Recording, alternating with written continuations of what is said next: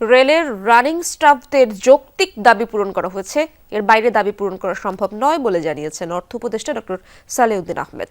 সেক্ষেত্রে অর্থনৈতিক অবস্থা বিবেচনা করার আহ্বান জানান তিনি।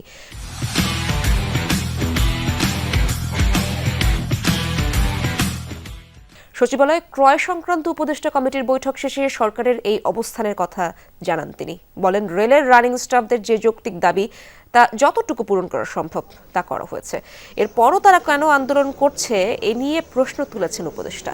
বলেন, মানবিক কারণে যতটা দরকার তা করা হয়েছে, তাদের ওভারটাইমের দাবিও মেনে নেওয়া হয়েছে। এর বাইরের যেসব দাবি তা পূরণ করা সম্ভব না বলে জানান তিনি। এ সময় মহার্ঘ ভাতা দেওয়ার বিষয়ে কোনো সিদ্ধান্ত হয়নি এমনটাও জানান উপদেষ্টা। আরও জানান, ক্রয় সংক্রান্ত উপদেষ্টা কমিটিতে চাল, ডাল, গমের মজুদ নিশ্চিত করা হবে, রোজায় যেন ঘাটতি না হয়। রেলের কিছু ছিল, তাদের কিছু কর্মচারীদের আমরা বেশ কয়েকদিন আগেই আমাদের তাদের যৌক্তিক যে সেগুলো আমরা দিয়েছি। তারপরে তারা কেন করেছে এটা তাদের ব্যাপার। কারণ হয় কি, প্রত্যেকেরই দাবি দেওয়া, একাধিক দাবি দেওয়া থাকে, তাই না? তারা বলেছে এই দিতে হবে, ওভারটাইম অ্যালাউন্স দিতে হবে, পেনশন।